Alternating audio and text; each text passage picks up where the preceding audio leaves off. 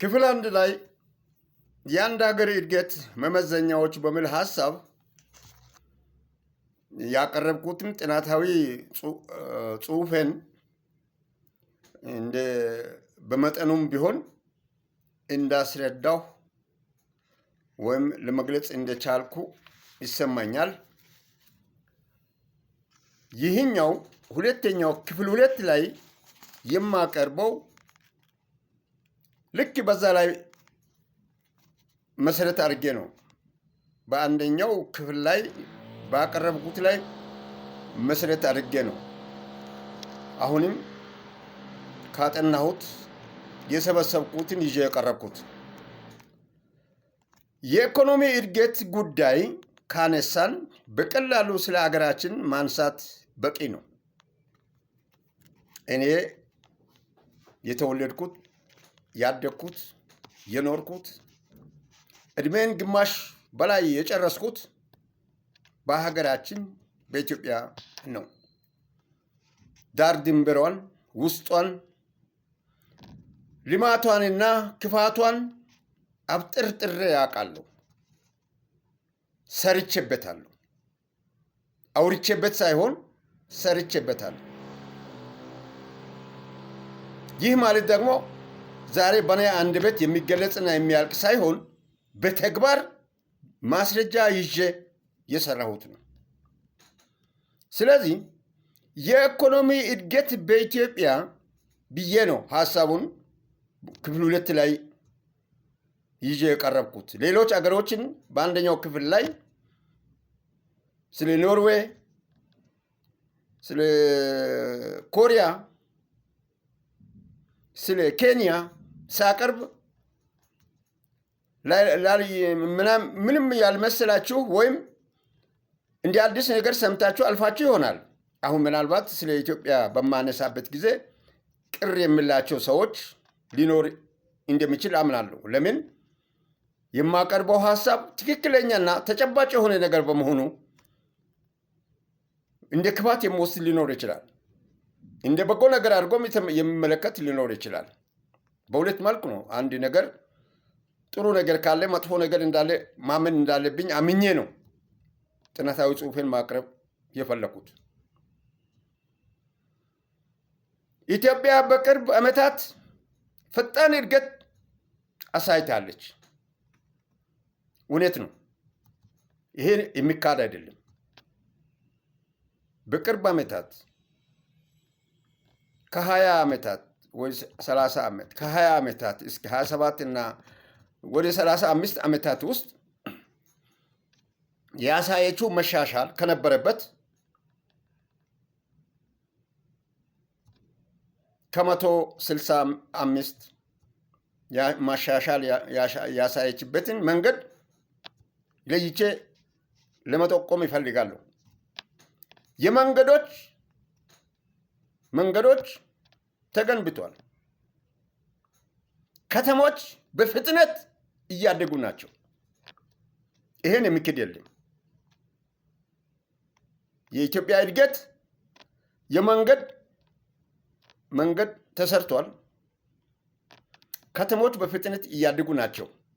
ይህ የሚያሳየው ምንድን ነው? እድገት ነው? ምንድን ነው? ይህ የሚያሳየው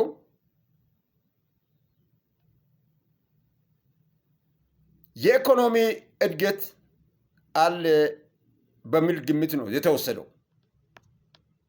ይህ የመንገድ ግንባታው ከተሞች በፍጥነት እያደጉ ናቸው የሚባለው የሚያሳየው የኢኮኖሚ እድገት አለ ያሰኛል። የሚክድ የለም። ይሄንን ጮቤ የሚረግጥ ይሆናል። በዚህ የተደሰተ የሚከተለውን ሳቀርብ ደግሞ የሚኮንንም ይኖራል። ለምን እንደሚኮንን አላውቅም። ተግባሩና በአይን የሚታየው ነው ማቀርበው አሁን። ነገር ግን የህዝቡ የኑሮ ደረጃ አልተሻሻለም። ይሄ ሲሆን የህዝቡ የኑሮ ደረጃ አሽቆልቁሏል፣ ወድቋል። የሚበላውን አጥቷል፣ የሚኖርበትን አጥቷል። መግቢያ ጠፍቶ እየተሰደደ ነው ያለው። ማን? ህዝቡ። አገሪቱ ግን የኢኮኖሚ እድገት አስመዝግባለች ተብሎ ይወራል። እውነት ነው? እውነት አይደለም። ሆኖም በዚህ ላይ ይሄ ብቻ አይደለም። የህዝቡ የኑሮ ደረጃ ያለመሻሻል አይደለም። ለምን ቢባል የስራ እጥረት አለ። የዋጋ ግሽበት ከፍተኛ ሆኖ ይታያል። ድህነት ጎልቶ ታይቶ ተመዝግቧል በዓለም። ይህ የሚያሳየው እድገት በሁሉ ሰው ደረጃ አይደለም። እድገት የተባለው በሁሉም በዜጎች ላይ በሚታይ ነጥብ ላይ ተመርኩዞ የታየ እድገት አይደለም። ይሄ ውድቀት ነው።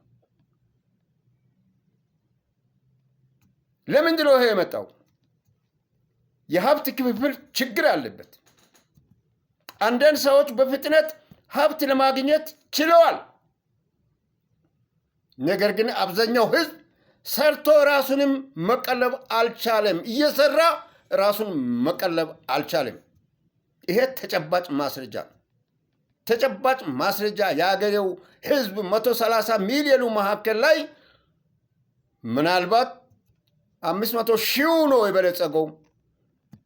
125 ሚሊዮኑ ህዝብ በሙሉ ከዲጥ ወደ ማጥ ገብቶ ነው ያለው። ሀብት ክፍፍል ችግር አለበት። አንዳንድ ሰዎች በፍጥነት ሀብት ለማግኘት ችለዋል። አልቻልኩም የሚል ሰው ካለ ህዝቡ ራሱ ይመሰክራል፣ ያያል።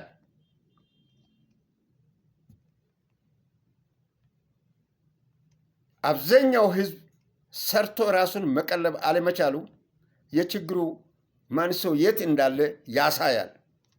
እየሰራ እኮ ነው። እየሰራ 8 ሰዓቱን መንግስት ላይ ያለውም እየሰራ በግልም ያለው የሚነግደው የሚያርሰው የተለያየ ሁኔታዎች ላይ እያለ የኑሮ ውድነቱ እያሻቀበ በማምጣቱ አርሶም ራሱን መቻል አቅቶታል። ነግዶም የንግድ ትርፉ በተለያየ ምክንያት ስለሚወሰድ ስራውን ትቶ መኮብለል ጀምሯል። ይህ የሚያሳየው ግለሰቦች የበለጸጉ ሆነዋል። ነገር ግን የህዝቡ የኑሮ ደረጃ ጨርሶ አልተሻሻለም። ተሻሽሏል የሚል ካለ የጠገበው ድመት ካልሆነ በስተቀር የጠገቡ ድመቶች ካልሆኑ በስተቀር ተሻሽሏል ብሎ አንደበቱን አውጥቶ መናገር የሚችል የለም። እውነተኛ እድገት ምን ይፈልጋል? እዚህ ላይ እንነጋገር። እውነተኛ እድገት ምን ይፈልጋል? ኢትዮጵያ እውነተኛ እድገት ለማግኘት የስራ እድሎች መፈጠር ነበረበት። በሰፊው ወደ ታች ከታች ያለው የስራ እድል መፈጠር ነበረበት። የገቢ አለመመጣጠን መቀነስ ነበረበት። አገሪቱ ካደገች በእድገት ላይ ካለች የገቢ አለመጣጣሙን ቀንሶ ህዝቡ መኖር የሚችል ደረጃ ላይ መድረስ ነበረበት። የገጠርና የከተማ ኑሮ እኩልነት መጠበቅ ነበረበት። አይደለም። ገጠሩ ግብር የሚከፍለው እና የሚያመርተው እስቲ እግዚአብሔር ያሳያችሁ 85% የኢትዮጵያ ህዝብ ገበሬ ነው። የግል መሬት ይዞ ነው የሚያርሰው። በግል ይዞታ ላይ የሚከፍለው ግብር ስንት ነው? የከተማው ነዋሪ ነጋዴው፣ መሸታሻጭው ለመዘጋጃ ቤት የሚከፍለው ስንት ነው? ለመንግስት ግብር የሚከፍለው ስንት ነው? መንግስት ሰራተኛ ከደሞዙ ስንት ፐርሰንት ነው የሚከፍለው? በአመት ስንት ነው የሚከፍለው? ገበሬ በአመት አንድ ጊዜ ነው የሚከፍለው። ሰራተኛው በየወሩ ነው ግብር የሚከፍለው። ይህ የከተማውና የገጠሩ ህይወት እጅግ በጣም ሰማይና ምድር ያክል ተራርቆ እየኖረ በየት በኩል አገር አደገች በለጸገች? የገጠርና የከተማው እኩልነት መጠበቅ ነበረበት፣ መጠበቅ አለበት፣ መስተካከል አለበት፣ መሻሻል አለበት። ይሄ ካልሆነ እድገት የለም። ምንም እድገት የታየው ነገር የለም። መንገድ ባልቶ ሰው አይኖርም።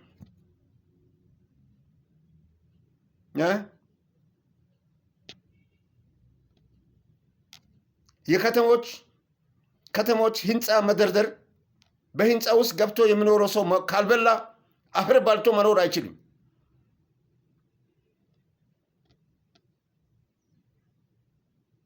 500,000 ባሪያ ሆኗል።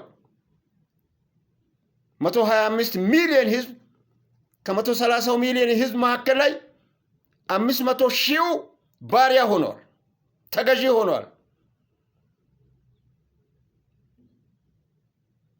125 ሚሊዮኑ የ500,000 ባሪያ ሆኗል።